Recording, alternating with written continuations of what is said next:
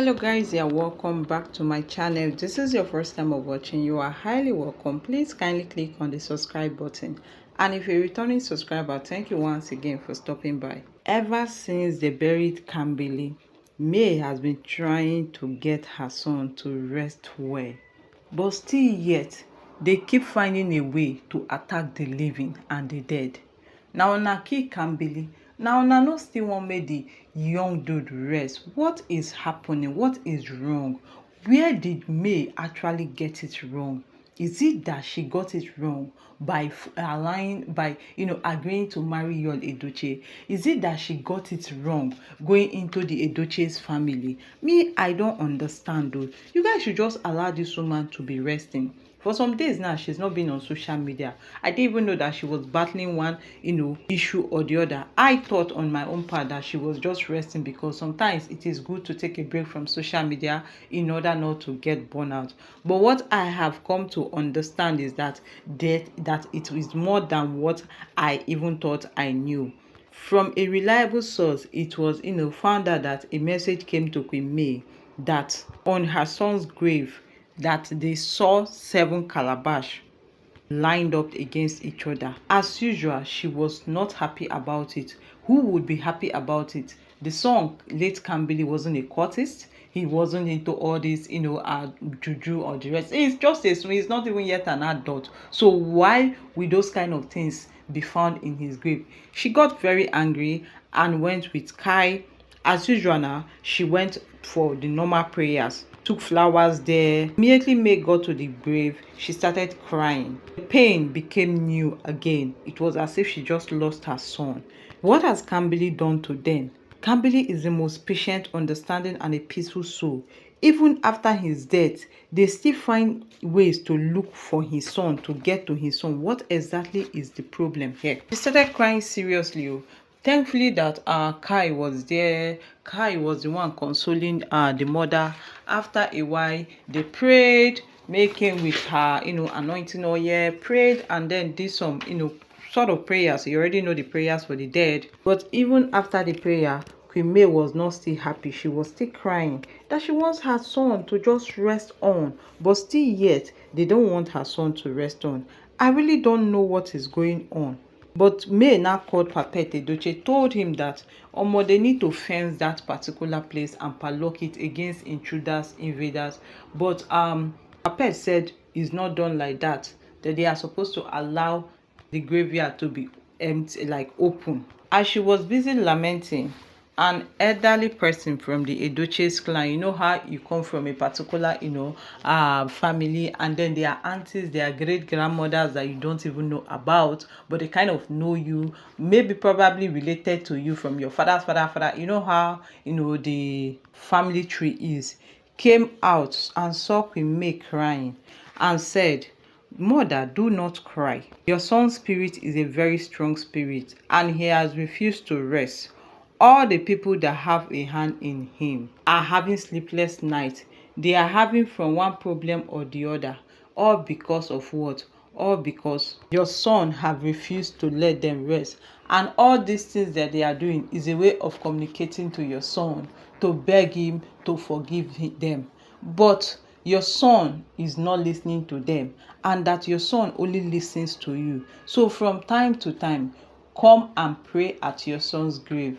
He hears your voice because he knows you and knows that you are the mother and knows that you love him and wants his interest at the better part of his life. And that anytime we may hear such a news about anything at the grave, that she should leave whatever she's doing and come there and pray and cry. And that is the only time the son, the late son, late Kambili, will listen to anybody apart from the mother.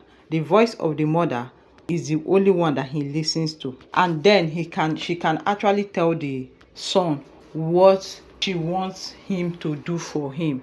That all these other ones are trying to communicate to late Kambili, trying to suppress his spirit so that his spirit will stop affecting them. Sometimes they do not have good sleep. Sometimes they have nightmares, and the nightmares is not funny. After a long day of looking for food, looking for hustling, you come back home to sleep, and then the spirit is chasing after you. Your Edochie has complained that several times. Judy Austin have complained that several times, and I believe that it is the handwork of Judy Austin and your Edochie that is the one doing all these things, going diabolical, trying to chain the grave of late Kambili. The first thing they did that time was to buy chain. I remember I reported it. Yes, they bought chain and put around the place, thinking that, oh, they have chained his spirit, he cannot still move. At the end of the day, what happens still continue to happen. Even after everything they have done, they still are facing some kind of challenges, some kind of rejection,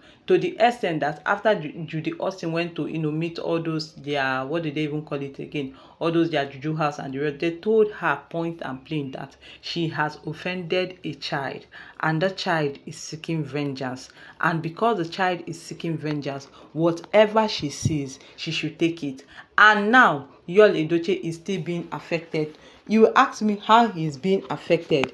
Have you not noticed that Yul Edochie is going from bad to worse? Have you not noticed that everything that Yul Edochie is doing has now become more tarnishing to his image? The better he even keeps quiet, the better for him. But anytime he comes out on social media to talk, is that something rubbish is spilling out from his mouth? Maybe that is not what he wanted to say, but as long as he's on social media, he tends to act like someone who does not have sense. You think all these things are normal? It is not normal. It is as a result of late Kambili not happy with the father, and is actually punishing the father. So all those things that they see on the grave, the old woman was telling Queen May that it is them, all the evil people who have a hand in the death of her son, trying to conceal a lot of things, trying to make it calm and late Kambili's spirit, for him not to be disturbing them, for him not to be disturbing their business. But he has refused, and that Queen May should still be coming once in a while.